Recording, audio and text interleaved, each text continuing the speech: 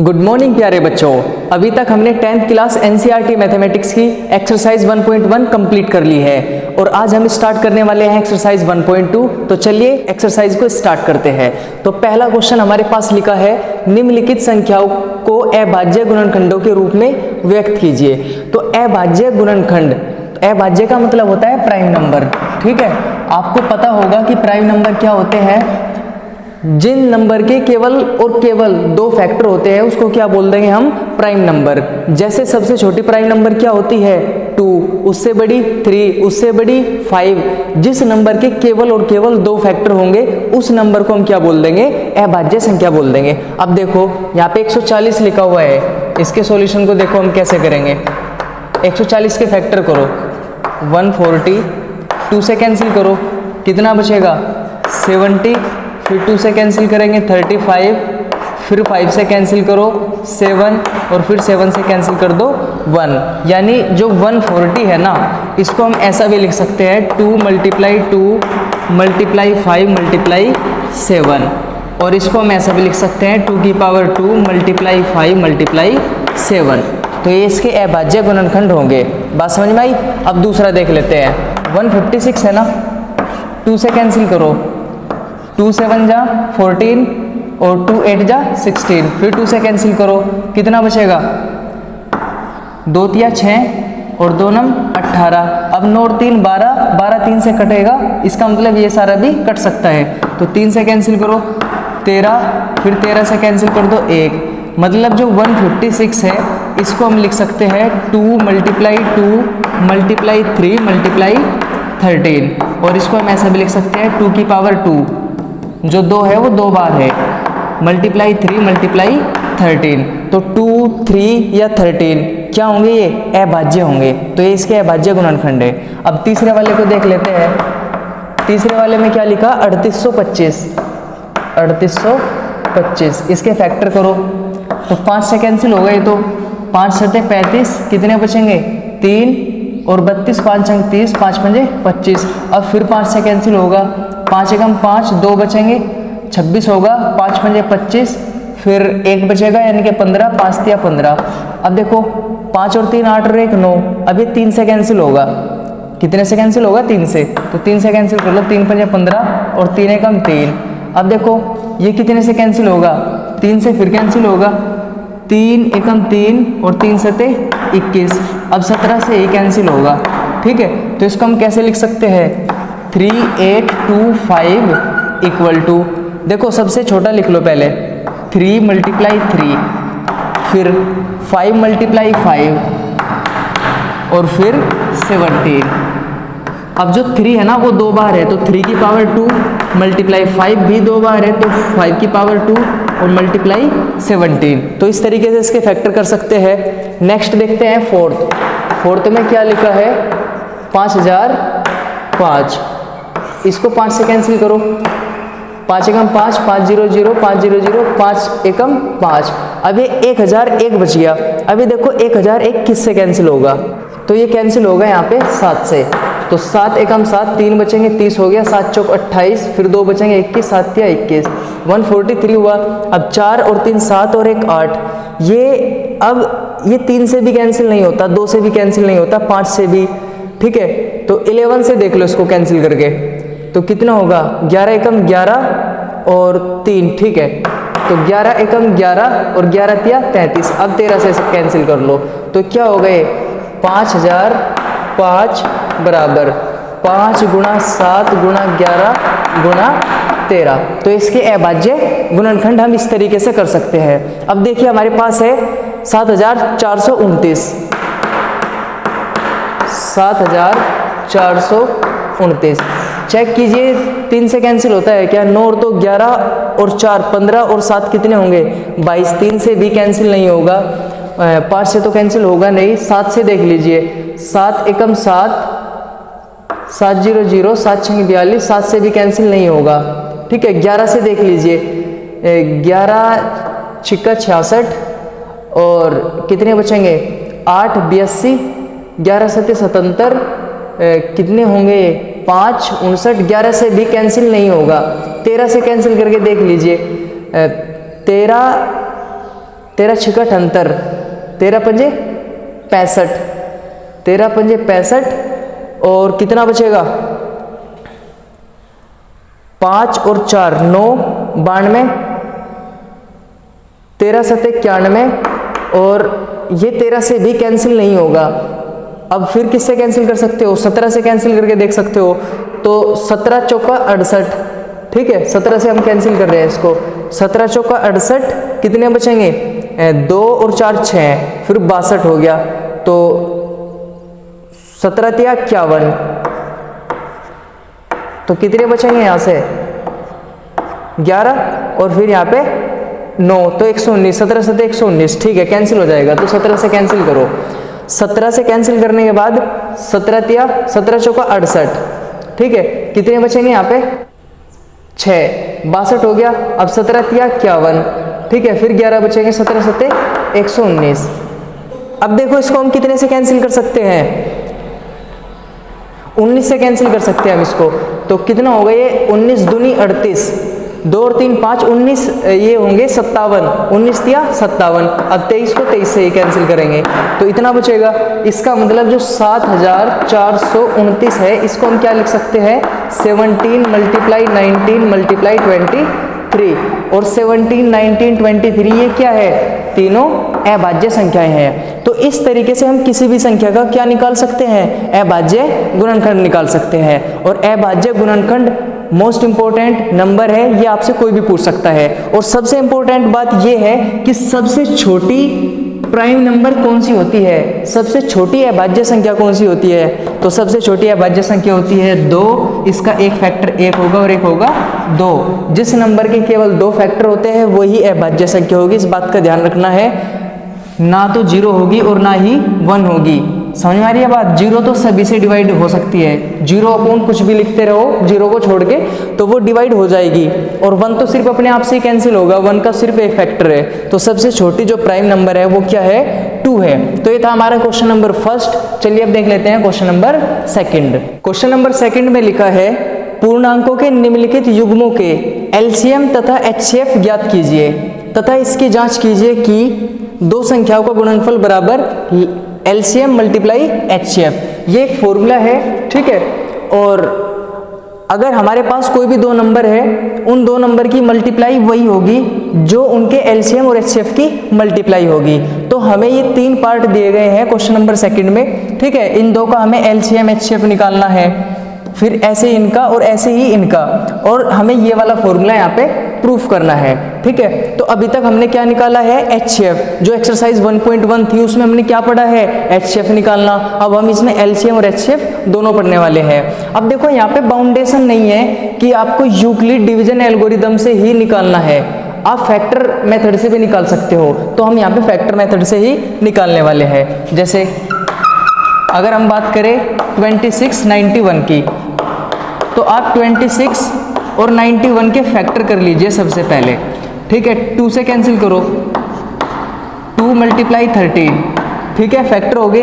अब इसके भी फैक्टर करो, इसके फैक्टर क्या हो गए 7 मल्टीप्लाई 13, 13 सते 91। तो फैक्टर हमने कर लिए। सबसे पहला काम है उनके फैक्टर कर लो। मान लीजिए 2 या 3 या जितनी भी संख्याएं आपके पास है, अगर आपको क्या निकालना है उनका एलसीएम निकालना है या उनका एचसीएफ निकालना है, तो आप सबसे पहले उनके फैक्टर कर लीजिए। हमने यहाँ पे फैक्टर कर लिए। सबसे पहले हम निकालते हैं एचसीएफ। तो देखो एचसीएफ क्या होता है, हाईएस्ट कॉमन फैक्टर, मतलब जो ज़्यादा से ज़्यादा कॉमन है। तो ज़्यादा से ज़्यादा क्या कॉमन है 13, तो 13 यहाँ पे हमारा क्या होगा एचसीएफ। अगर हम बात करें एलसीएम की, तो जो एचसीएफ है वो तो है ही, लेकिन जो बचेगा उसको भी लिख दो। तो 2 और 7 ये बचेगा ना, तो इसको भी लिख देंगे हम। तो कितना होगा मल्टीप्लाई होने के बाद 7 दूनी 14 और 14 की 13 में गुणा करेंगे, कितना होगा 14 तिया 42, 14 कम 14 और 4 18, तो 182 होगा। अब देखो हम ये वाला फॉर्मूला यहाँ पे लगता है या नहीं लगता। दो संख्याओं का गुणनफल 26 मल्टीप्लाई कितना 91 इक्वल टू कितना होगा 13 मल्टीप्लाई 182। तो हम इनकी मल्टीप्लाई करके देख सकते हैं। तो इनकी मल्टीप्लाई आ जाएगी यहाँ पे 2366, 2366, ठीक है। तो आप इस तरीके से प्रूफ करा सकते हो। बात समझ में आ गई। तो ये क्या है, ये दो संख्याओं का गुणनफल है और ये एलसीएम और एचसीएफ की मल्टीप्लाई है। 13 हमारा क्या था, एचसीएफ, और जो 182 है वो हमारा क्या था, एलसीएम। इस तरीके से हम इसको प्रूफ कर सकते हैं। अब सेकंड पार्ट देख लेते हैं। 510 और 92 है, तो 510 और 92 का एचसीएफ और एलसीएम निकालने के लिए क्या करेंगे, फैक्टर कर लेंगे। 510 और कितना है यहाँ पे, 92 है, तो देखो इनके फैक्टर हम कैसे करेंगे, यहाँ पे कर लो 510, 2 से कैंसिल करो, 2 दूनी 4, 2 पंजे 10 और 2 पंजे 10, फिर 5 से कैंसिल कर लो, 5 पंजे 25, 5 एकम 5, 3 से कैंसिल कर लो, 17 तिया 51, फिर 17 से ही कैंसिल होगा। तो इसको हम कैसे लिख सकते हैं, 2 × 3 × 5 × 17, ये इसके फैक्टर होंगे। अब 92 के फैक्टर कर लो, 92 के फैक्टर, तो 2 से कैंसिल कर लो, कितना बचेगा, 2 चौक 8 और 2 छिक 12, फिर 2 से कैंसिल कर लो, 23 बचेगा, और फिर 23 से ही कैंसिल करो, 1 बचेगा। तो 2 × 23। अब देखो एचसीएफ क्या होगा, एचसीएफ क्या होगा, यहाँ पे देखो 2 कॉमन है ना, 2 इसमें भी है, 2 इसमें भी है, 2 लिखो। अब देखो कुछ और भी कॉमन है क्या, 3, और इसमें कुछ भी कॉमन नहीं है, तो एचसीएफ क्या होगा, यहाँ पे 2 होगा।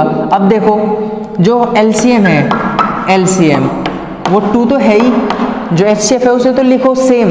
अब देखो क्या बचेगा उसको लिख लो।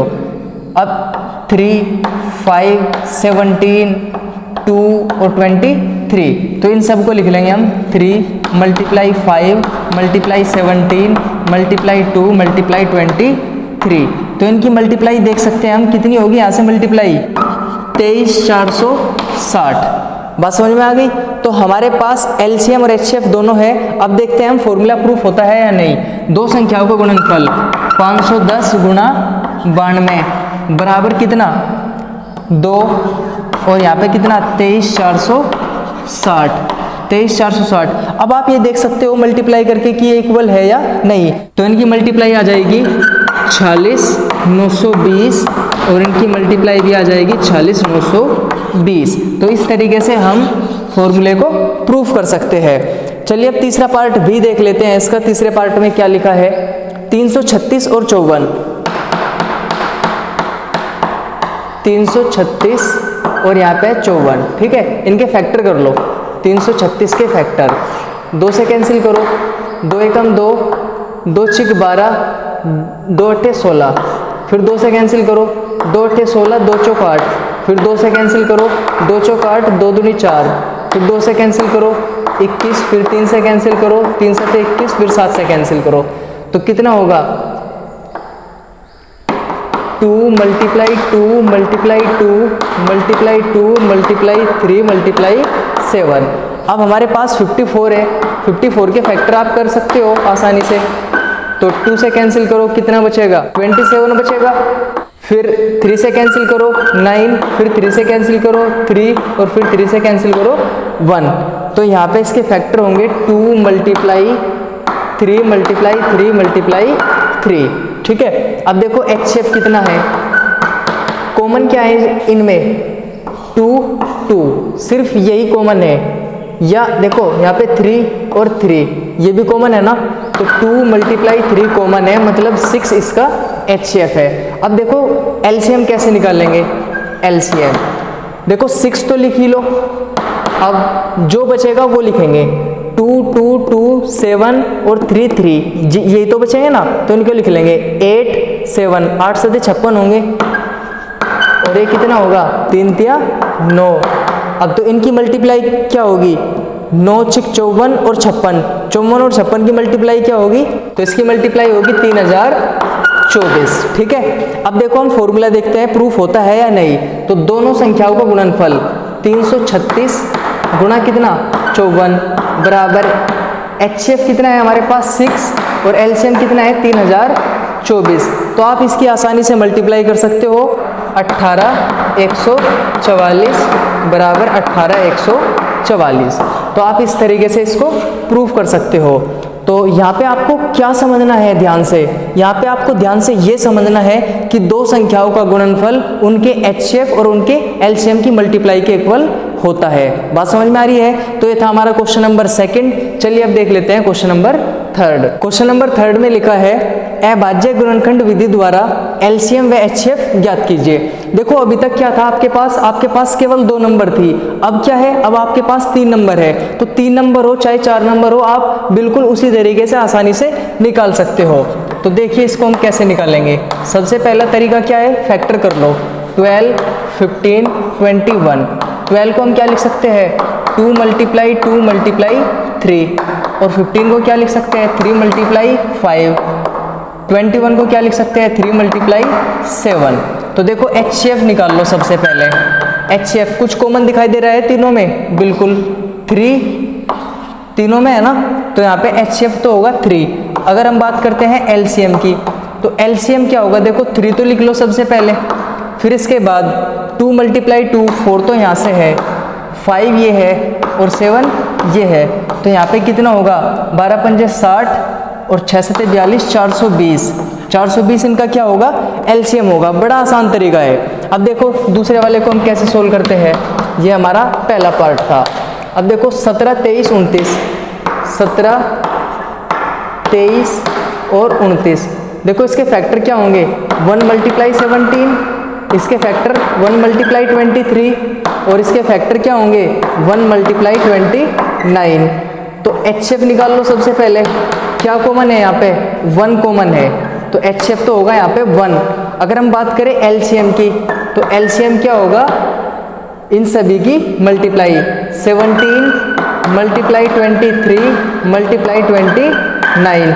तो आप इनकी मल्टीप्लाई आसानी से कर सकते हो, 11,339। ठीक है, तो ये एचसीएफ होगा 1 और एलसीएम क्या होगा, 11,339। अब तीसरा पार्ट देख लेते हैं इसका।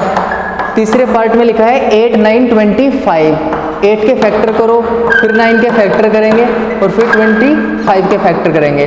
तो इसको लिखो 2 मल्टीप्लाई 2 मल्टीप्लाई 2, फिर 9 के फैक्टर 3 मल्टीप्लाई 3 और 25 के फैक्टर क्या होंगे, 5 मल्टीप्लाई 5।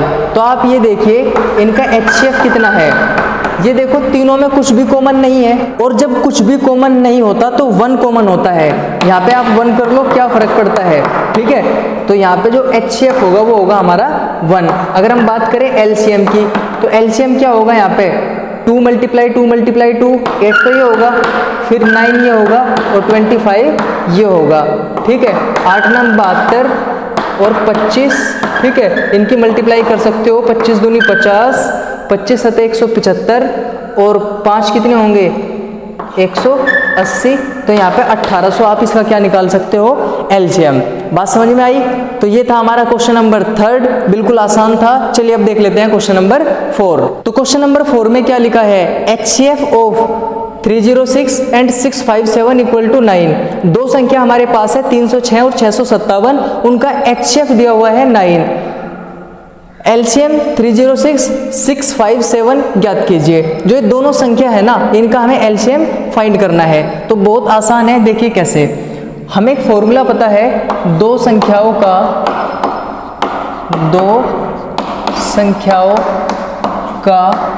गुणनफल, दो संख्याओं का गुणनफल बराबर एलसीएम मल्टीप्लाई एचसीएफ। ठीक है, ये वाला फॉर्मूला हमने अभी अप्लाई भी किया था। दो संख्याओं का गुणनफल बराबर एचसीएफ मल्टीप्लाई एलसीएम। अब दो संख्या क्या है, 306 और 657, तो इनकी मल्टीप्लाई करो, 306 और 657 मल्टीप्लाई हुई, इक्वल टू एलसीएम तो हमें निकालना है, एलसीएम ऐसा ही रख लो। और एचसीएफ कितना दिया हुआ है, एचसीएफ है हमारे पास 9। 9 से कैंसिल कर लो इसको, तो ये कितना होगा, 9 तिया 27, 3 बचेंगे 36, 9 चौक 36। तो यहाँ पे कितना होगा, 34 मल्टीप्लाई 657 इक्वल टू कितना, एलसीएम। तो आप इसकी मल्टीप्लाई करके एलसीएम की वैल्यू निकाल सकते हो। तो यहाँ पे मल्टीप्लाई कितनी होगी इनकी, 23, 338 इनकी यहाँ पे मल्टीप्लाई होगी। तो इस तरीके से हम देखो, हमारे पास 4 संख्याएं हैं, ठीक है, 4 डिजिट हमारे पास है, एक पहली डिजिट मतलब पहली संख्या, एक दूसरी डिजिट मतलब दूसरी संख्या, और एक हमारे पास HCF है और एक हमारे पास LCM है। इस फॉर्मूले में 4 टर्म दी गई है, 4 में से कोई भी 3 आपको दे दी जाएगी और चौथी जो मिसिंग टर्म होगी वो आपको निकालनी पड़ेगी। बात क्लियर है ना? तो ये था हमारा क्वेश्चन नंबर 4। चलिए अब देख लेते हैं क्वेश्चन नंबर 5। जांच कीजिए कि क्या किसी प्राकृत संख्या n के लिए संख्या 6 की पावर n अंक 0 पर समाप्त हो सकती है। n हमारे पास क्या है, कोई भी नेचुरल नंबर है, कोई भी प्राकृतिक संख्या है, और हमें ये बताना है कि ये 0 पर समाप्त हो सकती है या नहीं। देखो आगे चल के आपका एक टॉपिक आने वाला है परिमेय और अपरिमेय संख्याओं से संबंधित। आपको परिमेय और अपरिमेय संख्याओं में अंतर बताया था। देखो जो परिमेय संख्या है ना, जो परिमेय संख्या है वो शांत भी हो सकती है और अशांत भी हो सकती है। ठीक है, आपको पिछले वाली वीडियो में बताया जा चुका है, लेकिन आप थोड़ा सा समझ लीजिए। परिमेय संख्या शांत भी हो सकती है और अशांत भी हो सकती है, लेकिन अशांत है तो इसको आवर्ती होगी, इसकी बार बार इसकी आवर्ती होगी। बात समझ में आ रही है? ये बार बार रिपीट होगा। अब हम यहाँ पे क्या समझने वाले हैं, जैसे हमारे पास कोई नंबर है 22/7, तो इसको हम देखकर ही बता सकते हैं कि ये शांत होगा या अशांत होगा। तो ये क्या होगा, अशांत होगा। ठीक है, किसी के बटे में लिखा है, मान लीजिए यहाँ पे लिखा है 21 अपॉन यहाँ पे लिखा है 256, तो इसको भी देखकर बताया जा सकता है कि ये शांत होगा या अशांत होगा। तो इसमें एक फॉर्मूला अप्लाई होगा, जैसे 256 है, 256 के आप फैक्टर करो। ठीक है, 2 से कैंसिल करो, कितना बचेगा 128, फिर 2 से कैंसिल करो, कितना बचेगा 64, फिर 2 से कैंसिल करेंगे कितना बचेगा 32, फिर 2 से कैंसिल करेंगे 16, फिर 8 बचेगा, फिर 2, फिर 4 बचेगा, फिर 2 और फिर 1। तो कितना 3 और 3 6 और 2 8। तो जो 2 की पावर 8 है वो कितना है 256 है। बात समझ में आई? 2 की पावर 8 कितना है 256। तो आपको ध्यान यहाँ एक बात पे देना है। एक एग्जांपल और लेते हैं हम, जैसे हमारे पास है 23/500। तो देखो 500 के फैक्टर करो, 500 के फैक्टर क्या होंगे 250, इसके फैक्टर कितने होंगे 125, फिर इसके फैक्टर कितने होंगे 25, और इसके फैक्टर कितने होंगे 5, और इसके फैक्टर कितने होंगे 1। ठीक है, तो मतलब कितना होगा 2 की पावर 2, 5 की पावर 3। तो ये क्या होगा, ये भी शांत होगा, ये भी क्या होगा शांत होगा। तो आप संख्याओं को देखकर बता सकते हैं कि कौन सी संख्या शांत है और कौन सी संख्या अशांत है। उसके लिए आपको एक फॉर्मूला ध्यान रखना पड़ेगा, और वो फॉर्मूला क्या है 2 की पावर m और 5 की पावर n। बात समझ में आ रही है? जिस नंबर का डेनोमिनेटर, ये हर है ना, नीचे वाले को क्या बोलते हैं हम हर, ऊपर वाला है अंश। देखो अगर हमें किसी भी परिमेय संख्या को ये चेक करना है वो शांत है या अशांत है, तो हम क्या करेंगे, उसका जो हर है, जो उसका डेनोमिनेटर है, उसके फैक्टर करके देखेंगे। उसके फैक्टर अगर 2 की पावर m और 5 की पावर n के रूप के है तो हम बोल सकते हैं कि वो शांत है, नहीं तो हम क्या बोल देंगे अशांत है। देखिए जैसे 2 की पावर 8 है तो आप ये नहीं कह सकते कि इसमें 5 की पावर n तो है ही नहीं। आप इसको ऐसे लिख सकते हो 2 की पावर 8 मल्टीप्लाई 5 की पावर 0 इक्वल टू 256। तो देखिए 2 की पावर m और 5 की पावर n की फॉर्म में है, इसलिए शांत है। हमने सबसे पहला एग्जांपल लिया था 22/7, तो 7 में ना तो 2 है और ना ही 5 है, तो इसलिए हमने क्या कह दिया इसको कि ये अशांत है। तो शांत होने के लिए सबसे जरूरी बात क्या है, 2 और 5 दोनों में से किसी एक का होना या दोनों का होना। अगर दोनों है या दोनों में से कोई भी एक है और इनके अलावा कुछ भी नहीं है, तब हम बोल सकते हैं कि ये दोनों कि वो संख्या शांत है। बात समझ में आ रही है? अब देखिए इस क्वेश्चन को हम कैसे करेंगे, ये आपके लिए थोड़ा एक्स्ट्रा काम है, ठीक है, आप इसको एक्स्ट्रा रखना, ये आपके आगे काम आएगा। अब देखिए जैसे हमारे पास 6 की पावर n है, तो 6 को हम ऐसे लिख सकते हैं 2 मल्टीप्लाई 3, यहाँ पे 6 की पावर n है तो इसकी पावर भी n कर दीजिए, 2 की पावर n और 3 की पावर n होगा। तो हम यहाँ पे क्या लिख देंगे, यहाँ 6 की पावर n, 2 की पावर m और 5 की पावर n की फॉर्म में नहीं है।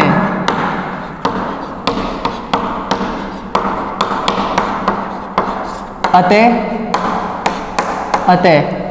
6 की पावर n अंक शून्य पर समाप्त नहीं हो सकता, अंक शून्य पर समाप्त नहीं हो सकता। ठीक है,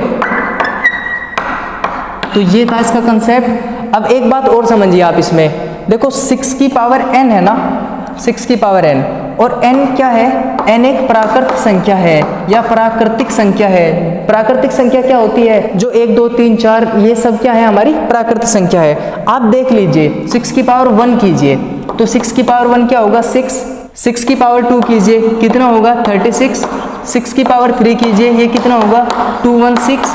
तो आप 6 की पावर चाहे कितनी भी करते चले जाना, लास्ट में आपको 6 डिजिट ही मिलेगी। ठीक है, 6 का अंक आपको मिलेगा, लास्ट में आपको 0 नहीं मिल सकता। बात समझ में आ रही है। और उसका रीजन यही है कि जो 6 की पावर n है वो 2 की पावर m 5 की पावर n की फॉर्म में नहीं है, और जो इस फॉर्म में नहीं होता वो अशांत होता है या 0 पर समाप्त नहीं हो सकता। बात क्लियर है। ये था हमारा क्वेश्चन नंबर 5। चलिए अब देख लेते हैं क्वेश्चन नंबर 6।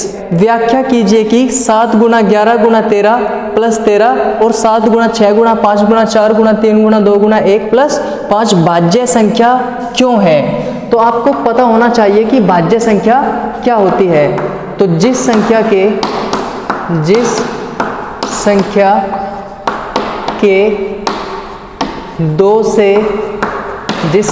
दो से अधिक फैक्टर होते हैं, जिस संख्या के 2 से अधिक फैक्टर होते हैं उसे हम क्या बोल देंगे, भाज्य संख्या बोल देंगे। तो हमें व्याख्या करनी है कि ये दोनों भाज्य संख्या क्यों है। तो इसको सिंपलेस्ट फॉर्म में हम लिख लेते हैं सबसे पहले। जैसे पहले वाले में दी गई है हमें 7 मल्टीप्लाई 11 मल्टीप्लाई 13 प्लस 13, तो इसको हम लिखेंगे कितना होगा 77, और 77 की 13 में गुणा करेंगे हम, 13 सत्ते 91, 13 सत्ते 91 और 9 कितने होंगे 100, तो 1001 होगा। तो 1001 प्लस ये वाला 13, तो 1001 में 13 ऐड कर देंगे तो 1014 होगा। अब हमें ये देखना है कि 1014 के कितने फैक्टर है। अगर 1014 के 2 से ज़्यादा फैक्टर हुए तो हम रीज़न दे देंगे कि इस संख्या के 2 से ज़्यादा फैक्टर है, इसीलिए ये एक भाज्य संख्या है। तो 1014 को फैक्टराइज करेंगे हम, तो 2 से कैंसिल करो, 2 पंजे 10, 2 0 0 और यहाँ पे कितना होगा 7, 2 सत्ते 14। अब 3 से कैंसिल करो, 3 एकम 3, 2 बचेंगे 0 20, अब 3 छंग 18, 2 बचेंगे 27, 3 नम 27, 13 से कैंसिल करो 13, फिर 13 से कैंसिल करेंगे 1। तो इसको हम ऐसा लिख सकते हैं 2 मल्टीप्लाई 3 मल्टीप्लाई 13 मल्टीप्लाई 13। अब हम क्या लिखेंगे, इस संख्या के 2 से अधिक गुणनखंड है या फैक्टर है, अतः यह एक भाज्य संख्या है। ठीक है, आपको इतनी बात जरूर लिखनी है कि इस संख्या के 2 से ज्यादा फैक्टर है, इसलिए क्या होगी, एक भाज्य संख्या होगी। अब देखिए दूसरे वाले पार्ट में क्या लिखा है। दूसरे पार्ट में लिखा है हमारे पास 7 गुना 6 गुना 5 गुना 4 गुना 3 गुना 2 गुना 1 प्लस 5। इसकी मल्टीप्लाई करते हैं तो कितना होगा, 1 दूनी 2 तिया 6 चौक 24 पंजे 120, छिक्का कितने होंगे 720, और 720 की 7 में मल्टीप्लाई करेंगे, ये होगा 5040।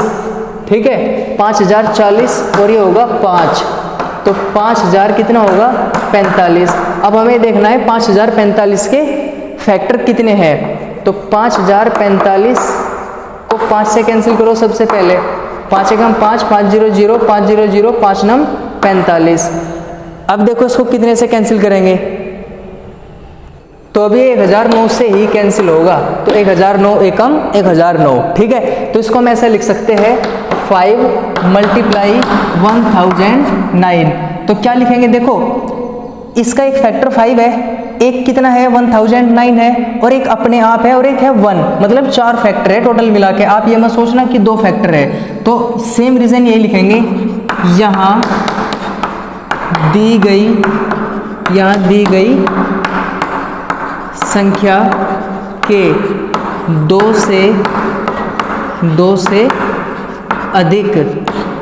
से अधिक गुणनखंड है, 2 से अधिक गुणनखंड है, अतः